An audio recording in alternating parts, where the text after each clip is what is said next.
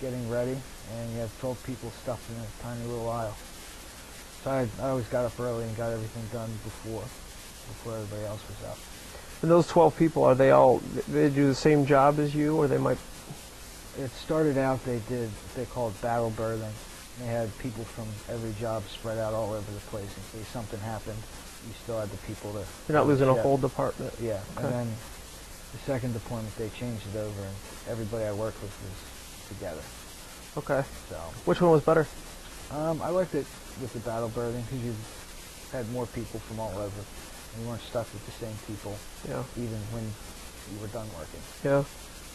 So. Did all 12 of those people in either deployments, generally you get along pretty well, or were there? Yeah, we got along. No fights? No. We didn't have, I think maybe 1 or 2 fights ever. Is that right? What type of work schedule? 12 on, 12 off. Straight? Yep. Every day? Yep.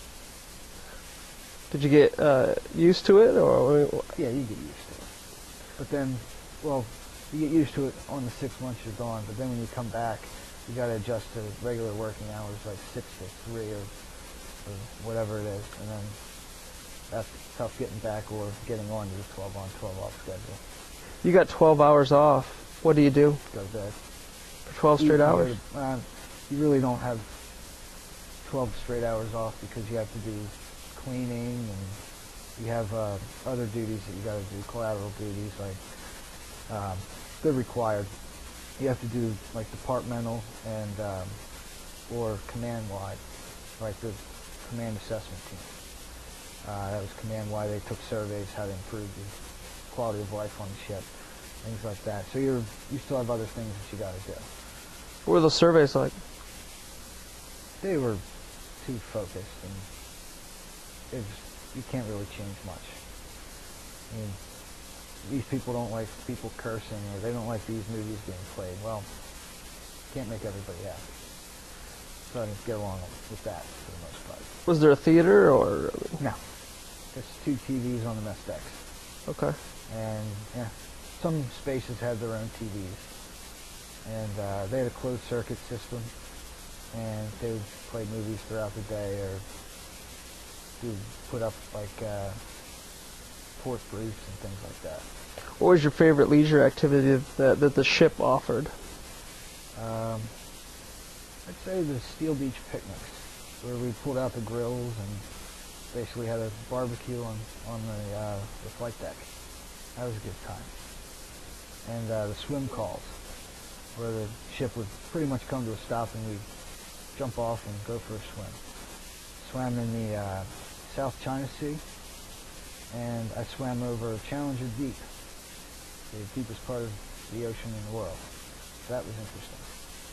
Were you able to take pictures? Yes. I do have some underwater pictures from there with the ship's rudder, and that was pretty neat. Did they offer church services? Offer what? Church services? Yes, they did. They had a little, just a little room that had books from every religion, and certain people from whatever denomination you were would go in and do the little service. Did a lot of people use the service? I don't think so. No? Why not? I don't know. I'm not a religious person, so I don't know how many people attended or how many didn't.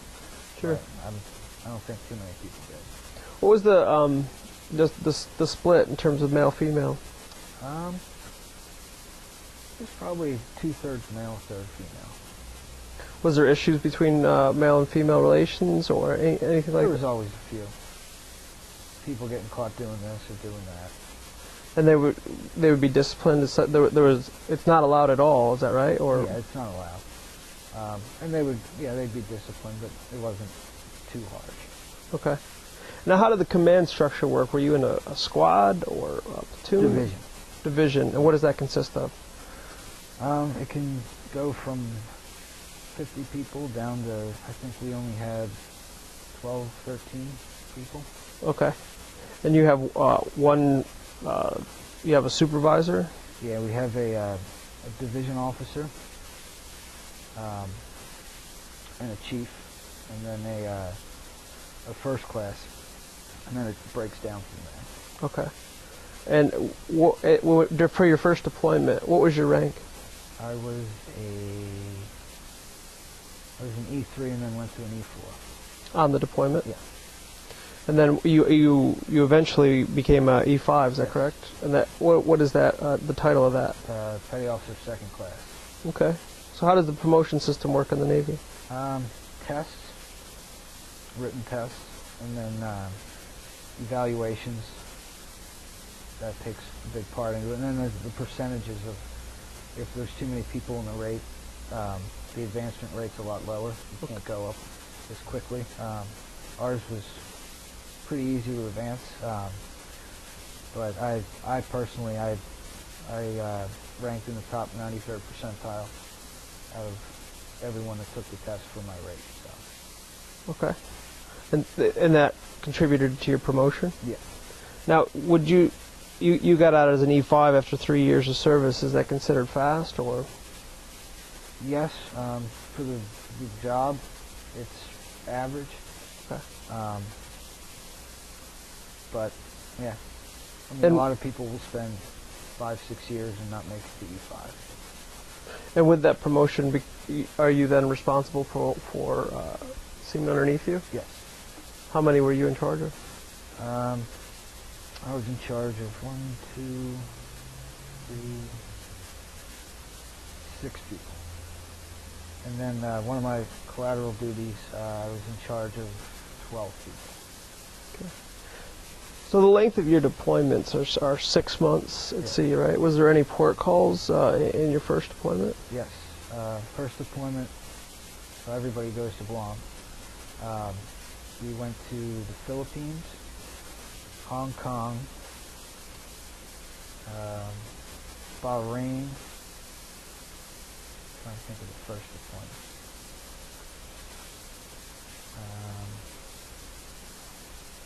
What does port call consist of? We pull in. You still have to participate in duty, so you have to stay on the ship for 24 hours and stand guard and do things like that. But other than that, it's go off and relax, enjoy yourself. How was that? A lot of fun. Some places better than others. What was the best?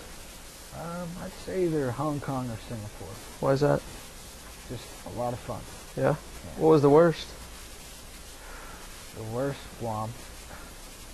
It's awful. Why is that? It's hot. Yes, there's no transportation. Well, little transportation. We had to pretty much walk everywhere, and it was expensive and miserable.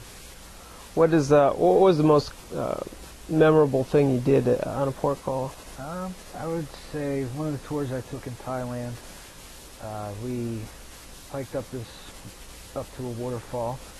Then we went whitewater rafting, followed by riding elephants in the jungle somewhere. That was a lot of fun. How are these trips organized? They set up with the local government or whoever, and there's someone designated on the ship that goes and there's correspondence between the two, and they set up the tours. They go to companies and. It's like a naval travel agent. Basically, yeah. And when you get there, did you have to purchase that package? Okay. And they would have a naval travel agent, if you call it that, on the pier waiting for you to money conversions, all sorts of things. Did you save money from all the places? Oh, yeah. A lot of money from all the places. So, yeah. I got a Saddam $100 bill somewhere. Somewhere. I think I paid $1 for it at the store. So what was it? What was it in the 5th month or 5.5 months in, and you're pretty close to home? I mean, what is your mindset at that point during the first deployment? That's a long time to be in quarters like that for 6 months. Yeah. It seems like it's going slow, but then at the end, you're like, wow, that went fast. But that last month is your journey home. And you might get a stop, you might not. And that last month is brutal. And we always would cross the international date line. Mm-hmm. And coming back, we would get the same date twice, and we'd always watch Groundhog Day over and over. What was the most difficult part of the trip home?